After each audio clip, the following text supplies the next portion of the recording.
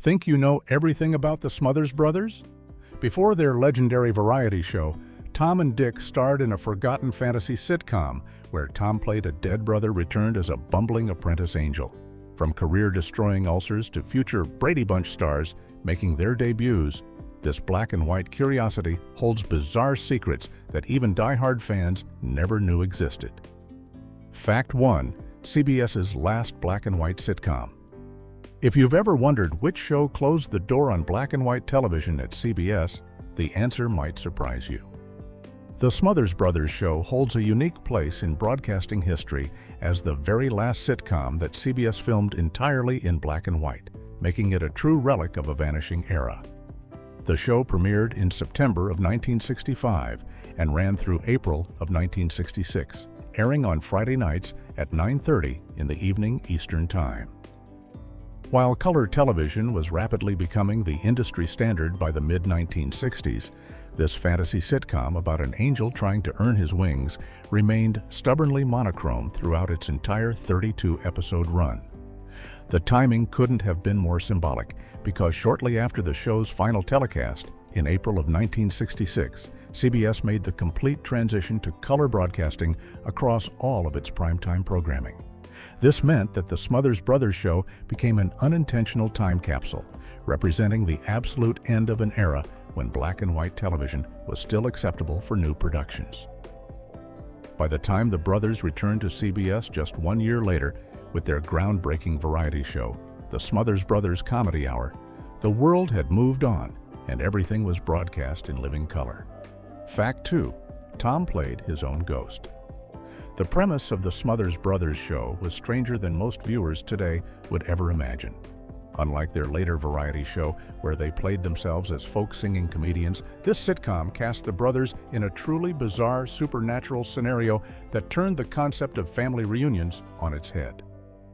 Tom Smothers portrayed a character who had drowned at sea in a boating accident 2 years before the show's events, but instead of staying peacefully deceased, he returned to Earth as an apprentice angel with a very specific mission. Tom's character was designated as Agent 009 in the heavenly bureaucracy, and his assignment was to perform good deeds on Earth in order to earn his wings and graduate to becoming a full-fledged angel. The catch was that Tom was absolutely terrible at his job, constantly bungling his heavenly assignments and creating chaos instead of helping people. Meanwhile, his brother Dick played a rising young advertising executive at a publishing company called Pandora Publications, living the life of a swinging bachelor in Los Angeles. Tom was invisible to everyone except Dick, which meant that all of his angelic interventions had to be coordinated through his living brother, who then had to clean up the messes that Tom's well-meaning but incompetent miracles created. The show essentially turned the Smothers Brothers' real-life dynamic of bickering siblings into a fantasy where one brother was literally haunting the other while trying to do good. Fact 3. Nearly destroyed Tom's marriage. Behind the scenes of this light-hearted angel comedy, Tom Smothers was fighting battles that would have lasting personal consequences. The creative disagreements between Tom and the executives at 4-Star Television, the production company behind the show, weren't just professional disputes. They became so intense and all-consuming that they began to poison other areas of his life. Tom had very specific ideas about how the show should work and what would make it successful, but the network and production company wanted to maintain tight control over the content and format. These constant fights over creative direction created enormous stress that Tom carried home with him every day. The strain became so severe that it began to erode his marriage to his first wife, Stephanie Shore, whom he had married in January of 1963. The battles over the show irritated and damaged their relationship to such a degree that by the time the sitcom was mercifully canceled after just 1 season, the marriage was beyond repair.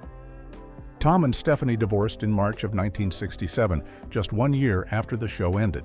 While the divorce surely had multiple contributing factors, the intense pressure and Tom's obsessive frustration with the sitcom's creative constraints played a significant role in driving the couple apart during what should have been the early, happy years of their marriage. Fact 4. Gave Tom Smothers an actual ulcer. The stress of fighting with network executives didn't just damage Tom Smothers emotionally and personally, it literally made him physically sick. Throughout the production of the Smothers Brothers show, Tom found himself in constant conflict with the executives at 4-Star Television over creative control of the series. He felt strongly that the show's sitcom format didn't play to the brothers' strengths as performers, and that the restrictive, conventional approach the network demanded was strangling whatever potential the show might have had. These battles weren't just occasional disagreements during script meetings, they were ongoing, intense confrontations that left Tom feeling powerless and frustrated, day after day. The chronic stress of these creative fights took a serious toll on his body, and during the production he developed a genuine gastric ulcer, a painful condition caused by stomach acid eating away at the lining of the digestive tract. Years later, Tom would speak bluntly about this experience, stating in no uncertain terms that 4-Star gave me ulcers. This wasn't metaphorical language or exaggeration for comedic effect. It was a straightforward acknowledgement that the production had literally damaged his health. The ulcer became a physical reminder of just how miserable the experience had been, and it would motivate Tom's fierce insistence on creative control when CBS approached the brothers about doing another show just a year later. Fact 5. Eve Plum's television debut. Hidden among the cast of this forgotten sitcom was a future television icon who was just beginning her career. 7-year-old Eve Plum, who would go on to become famous as Jan Brady on the Brady Bunch, made her very first appearance in scripted television on the Smothers Brothers show. Her debut came in the holiday-themed episode titled "'Twas the Week Before Christmas," which aired in December of 1965, where she was credited simply as Little Girl. At the time, Plum had been doing commercial work but had never appeared in an actual television show with a storyline and characters. This episode gave her the opportunity to work with professional actors and experience what it was like to be on a sitcom set, even in a small role. Just 4 years later, in September of 1969, Eve Plum would be cast as the middle daughter Jan Brady in what would become one of the most iconic family sitcoms in television history, a role that would define her career and make her instantly recognizable to millions of viewers. But before she ever uttered the phrase, "Marcia, Marcia, Marcia," she was learning her craft on the set of an obscure angel comedy that most people would completely forget existed. Fact 6. The brothers never played their instruments. One of the most baffling creative decisions about the Smothers Brothers show was how completely it abandoned what had made Tom and Dick famous in the first place. The brothers had built their entire career on a unique musical comedy act where Tom played acoustic guitar and Dick played stand-up bass while they engaged in their trademark bickering and verbal sparring between songs.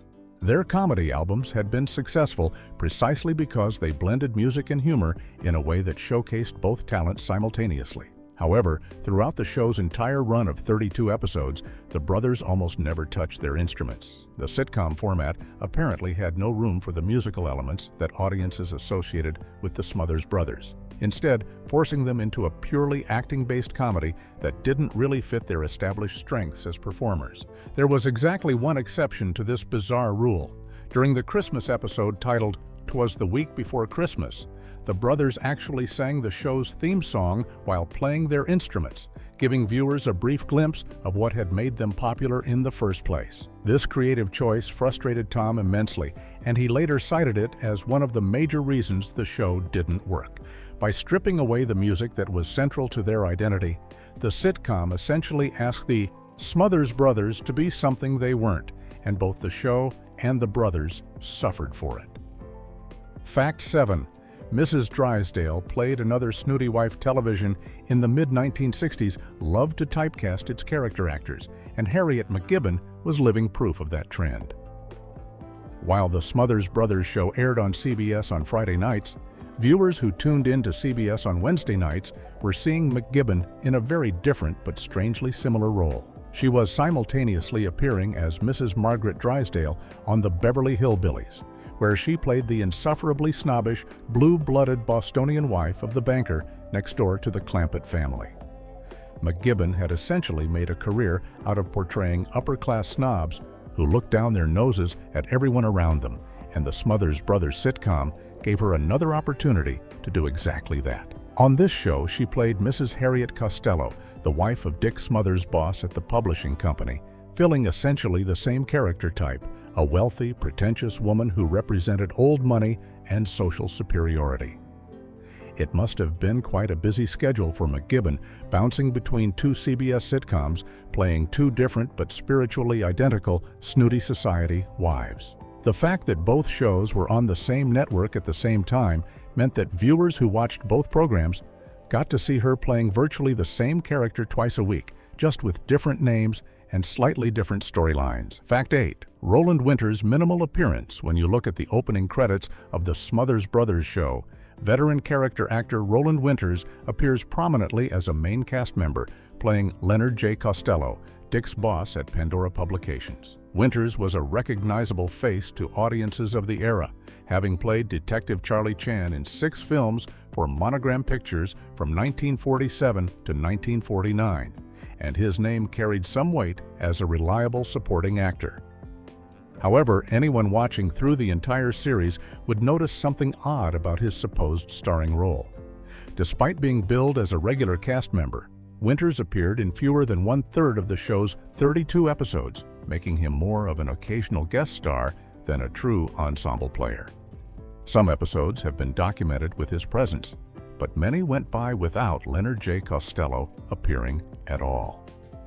This meant that Dick's workplace storylines at the publishing company couldn't always involve his boss, and the show had to find other ways to create conflict and comedy at the office. It's unclear whether this sporadic appearance was due to scheduling conflicts, budget constraints, or creative decisions, but the result was that one of the show's supposedly central characters was often mysteriously absent. This made the show's already shaky premise even more inconsistent, as storylines would establish Dick's relationship with his boss and then ignore it for several episodes before bringing Costello back again. Fact 9.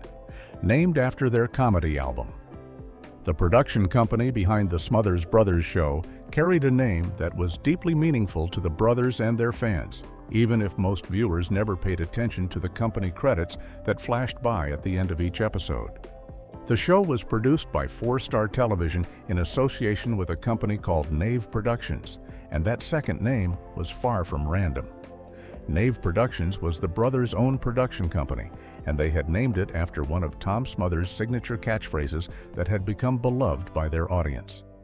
During their comedy act, Tom would often use the phrase, "Curb your tongue, Nave," as a mock-indignant response to Dick's put-downs, delivering it with an exaggerated theatrical formality that always got laughs. The phrase had become so associated with the brothers that when they released one of their albums on Mercury Records in 1963, they titled it "Curb Your Tongue, Knave," and it became their most successful record. By naming their production company Nave Productions, the brothers were creating a direct link between their recording career, their live performances, and their television work, using a phrase that represented their comedic sensibility.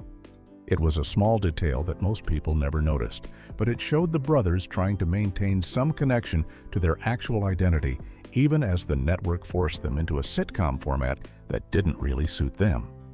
Fact 10. Tom's invisible boss, Ralph, the Smothers Brothers show, featured a character who never appeared on screen but played a crucial role in the show's supernatural premise. Tom's character, the apprentice angel trying to earn his wings, received his assignments and orders from an unseen, unheard boss whose name was Ralph.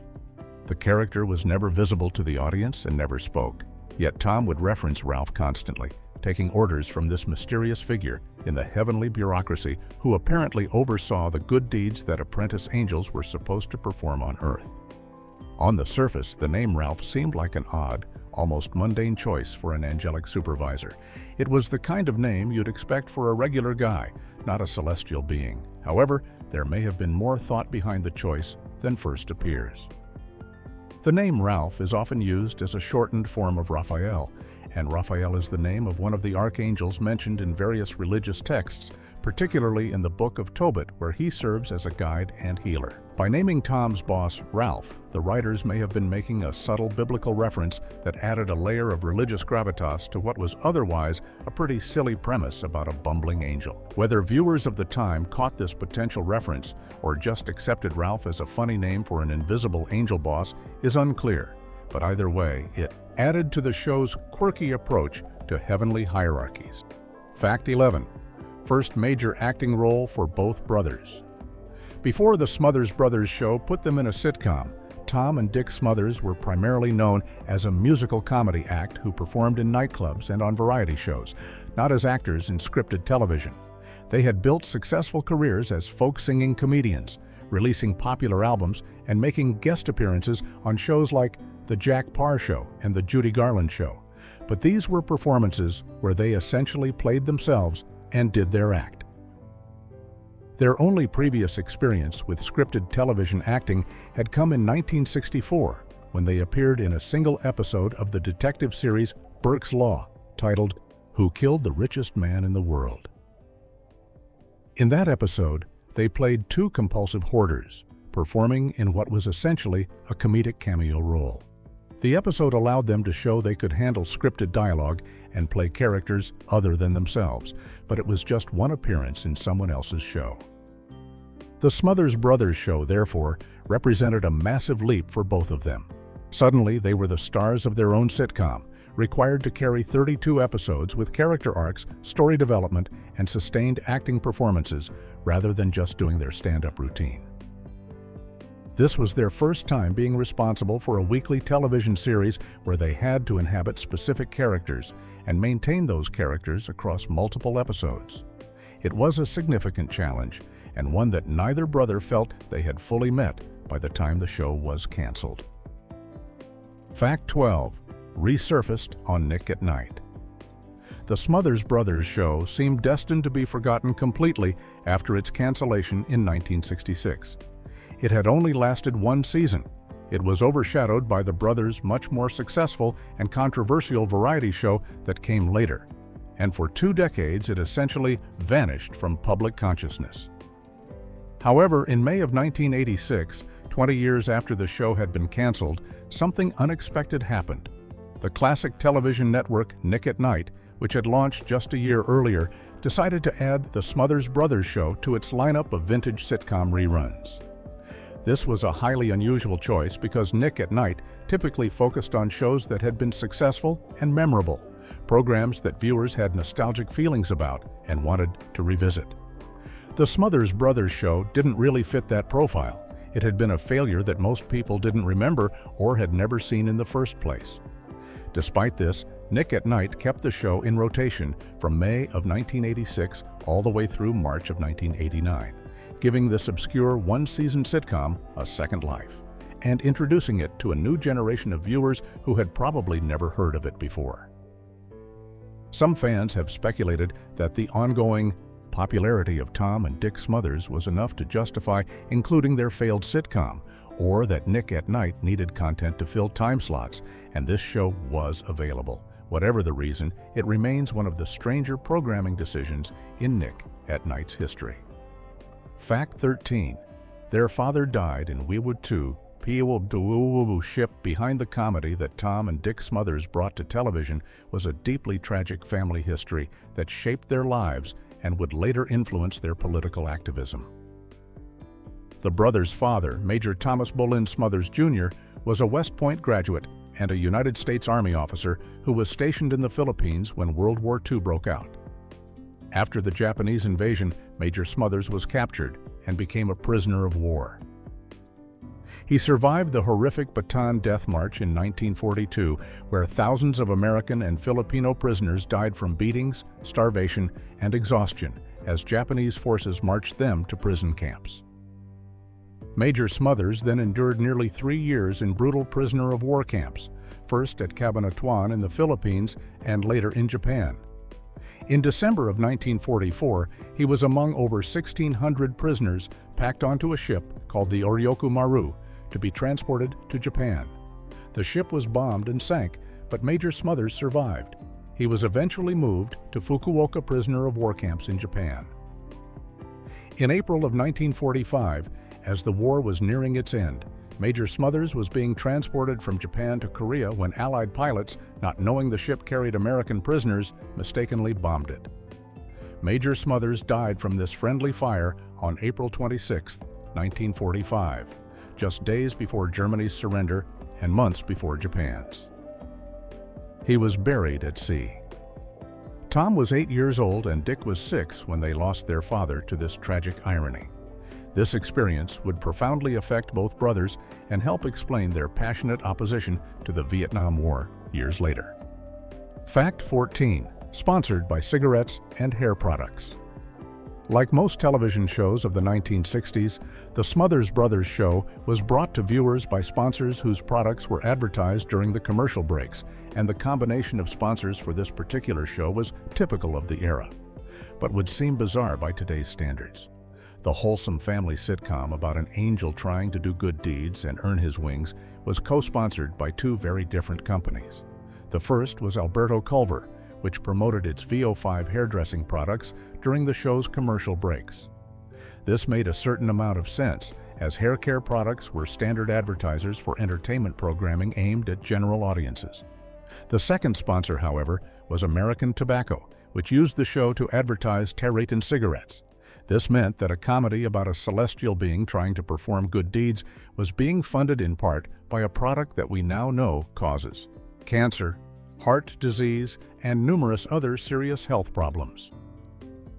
In the 1960s, this kind of pairing didn't strike anyone as particularly strange or ironic, since cigarette advertising was ubiquitous on television and appeared during programs of all kinds, including family-friendly content.